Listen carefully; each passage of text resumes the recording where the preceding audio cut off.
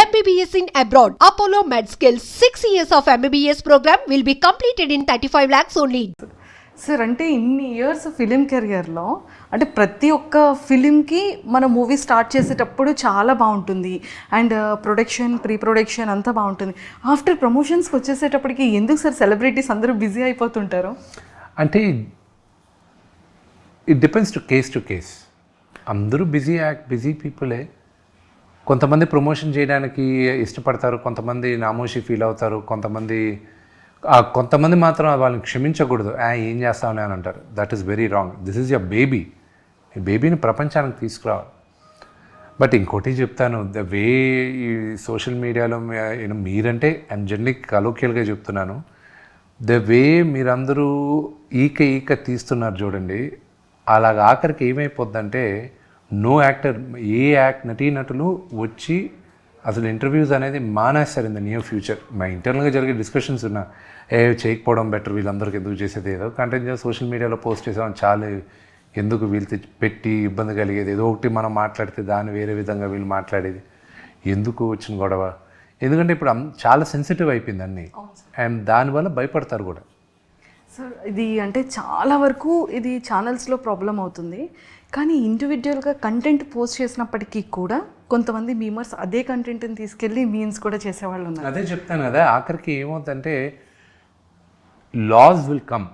దీనికి ముందు చట్టం లేదు సోషల్ మీడియాకి. చట్టం దీనికి ఒక 20 సంవత్సరాల ముందు సోషల్ మీడియా అనేది ఇంత ర్యాంపెంట్ కాదు, ఇప్పుడు ర్యాంపెంట్ అయింది. నెక్స్ట్ 5 to 10 yearsలో చాలా లాస్ వస్తాయి.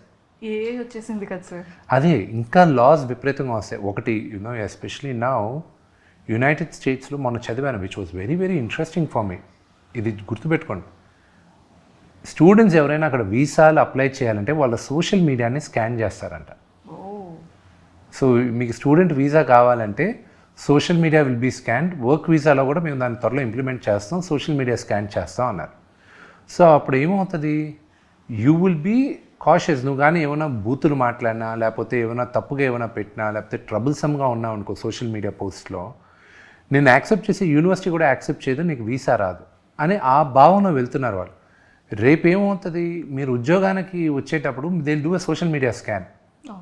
సో ఎందుకు మనకి ఇతను ఏదో ట్రబుల్సమ్గా ఉన్నాడు, ఇతను వద్దులే అనేది. So this will become a huge pattern. This is the beginning of the pattern. వెళ్ళంగా అది అవుతుంది. Yes sir. సో మేము అంటే ఇప్పుడు ఆల్రెడీ టాపిక్ వచ్చింది కాబట్టి అడుగుతున్నాను. చాలా సిచ్యువేషన్స్లో కానివ్వచ్చు, లేదు అంటే ఫిలిమ్స్లో కానీ, లేదు అంటే మనం స్టేజ్ మీద స్పీచ్ ఇచ్చేటప్పుడు కానీ, లేకపోతే ఇంటర్వ్యూస్లో కొన్ని పార్ట్స్ తీసి ట్రోల్స్ చేస్తుంటారు. కొన్ని హెల్దీ వేలో వెళ్తాయి, కొన్ని ప్లస్ అవుతాయి, కొన్ని మైనస్ అవుతాయి. కొంతమంది సెలబ్రిటీస్ కూడా వాళ్ళ ఫిలిం ప్రమోషన్స్ కోసం వాంటెడ్లీ స్కిట్ కంటెంట్ని ప్రిపేర్ చేసి కొంచెం కాంట్రవర్సల్ కూడా చేసుకునే వాళ్ళు కూడా ఉన్నారు. అంటే కొంత సెలబ్రిటీస్ కూడా ఎంకరేజ్ చేసేస్తున్నారు కొన్ని థింగ్స్లో, ఎంటైర్ సోషల్ మీడియా కాకుండా.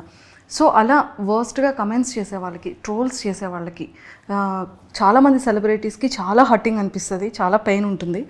సో ఒక సెలబ్రిటీగా, ఒక యాజ్ యాక్టర్గా మీరు అలాంటి వాళ్ళకి ఏం చెప్తారు సార్? ట్రోలర్స్ ఏం చెప్పనండి, వాట్ ఇస్ దట్ కింద కమెంట్స్ చూసేటప్పుడు, ట్రోల్స్ చూసేటప్పుడు మీ ఫీలింగ్? థింగ్ ఈజ్ జనరల్గా కామెంట్స్ అవన్నీ మేము చదవం, బికాజ్ వీ నో దాట్ తెర వెనక నుండి చేస్తున్నారు కాబట్టి తెలుసు. అంతేగాని వాళ్ళ అడ్రస్లు ఇచ్చి వాళ్ళు పలానా వాళ్ళ పిల్లల్ని నేను మా అమ్మ నాన్న ఇది నేను పలానా అడ్రస్లో ఉంటానని చెప్పారనుకోండి, ఎవరు ఇప్పుడు అదే వ్యక్తి ఎదురుగా వచ్చి మాట్లాడమనండి, అదే విధంగా మాట్లాడరు. ఎందుకు మాట్లాడుతున్నారు మీరు? ఎవరో దొరకవు కాబట్టి, ఇది కాబట్టి ఒక అమ్మాయిని మీరు అసభ్యకరంగా మీరు కామెంట్ చేయాలనుకున్నా, ఒక చిన్న బిడ్డను కామెంట్ చేయాలనుకున్నా, మీరు దొరకరు అన్న ధైర్యంతో మీరు ఎక్కడో చేస్తున్నారు. అదే రేపు దొరుకుతారన్నది ఇది వచ్చింది అనుకోండి, చేయరు మీరు. So all these will be corrected అండి, బట్ ఇట్ షోస్ యువర్ మీ యూనో ఎలాంటి వాతావరణంలో పెరిగావు అనేది తెలుస్తుంది అంతే. The culture your mother and father gave you అనేది తెలుస్తుంది అంతే. Good answer sir. And Kannappa కంప్లీట్గా ఒక శివుడి యొక్క డివోటీ, థర్డ్ ఐ అంటే ఎంత పవర్ఫుల్ ఉంటుందో. భక్తుడు కూడా శివయ్యకి అంత ప్రియమైన భక్తుడు. సో మీరు కూడా పర్సనల్లీ కూడా మీరు శివయ్య డివోటీ, చాలా ఇష్టం శివయ్య అంటే.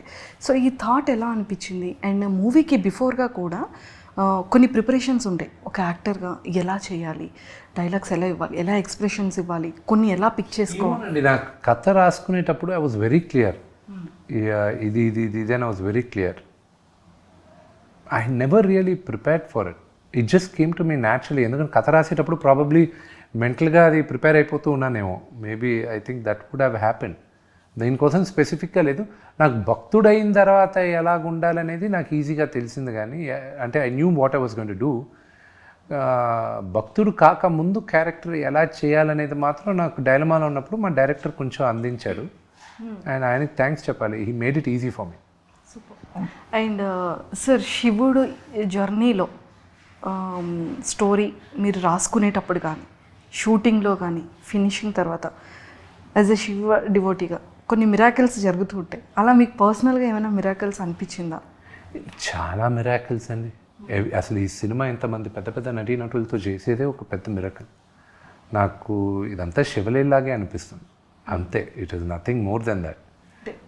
ఎస్, అది మీరు చెప్పింది అగ్రీ అవుతాము.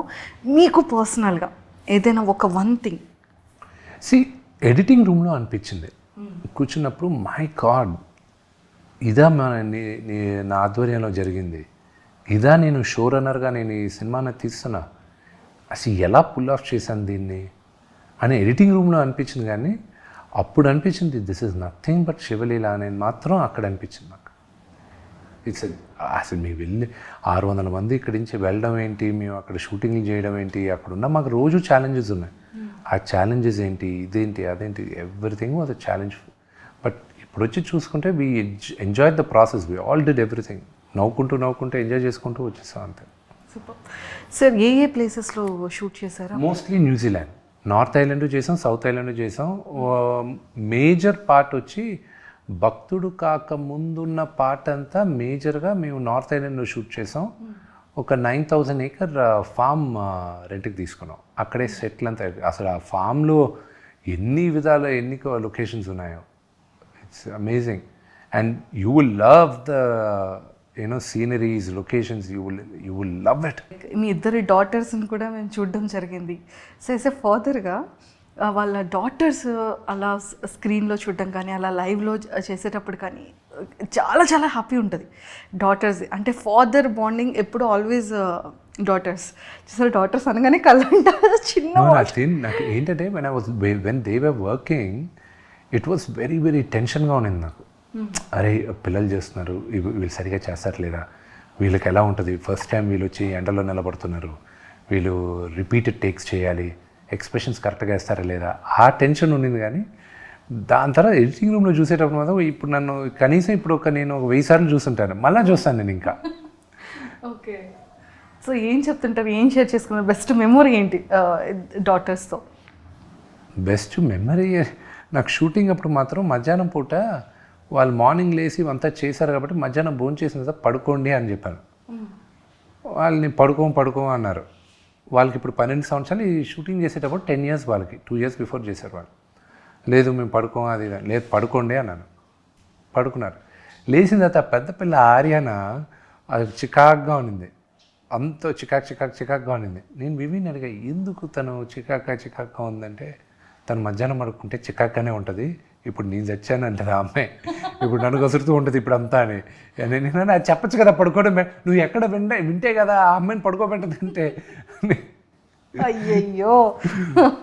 సార్ నిజంగా మీ ఫ్యామిలీ పిక్చర్స్ కోసం లాట్ ఆఫ్ పీపుల్ వెయిట్ చేస్తారు. అది అకేషనల్లీ అవనివ్వండి.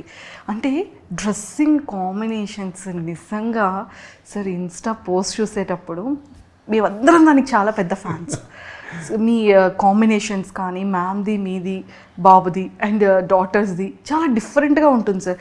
ఇదంతా కూడా మ్యామే మీకు వినియే చూసుకుని, నేను వచ్చి ఊరికి అక్కడ బట్టలు వేసుకుని ఫోటో తీసుకుని వెళ్ళిపోవడం పండగలప్పుడు. నిజంగా స్టార్టింగ్ అంతా పిల్లలతో పెడతారు, తర్వాత అంతా అయిన తర్వాత లాస్ట్లో మీ ఇద్దరిది పోస్ట్ పెడతారు మ్యామ్ ఎప్పుడు కూడా. చాలా చాలా బాగుంటుంది, చాలా బ్యూటిఫుల్ అనిపిస్తుంది ఆ పిక్స్ అంతా కూడా. సో మేము ఎంత ఫాలో అవుతున్నాం చూడండి.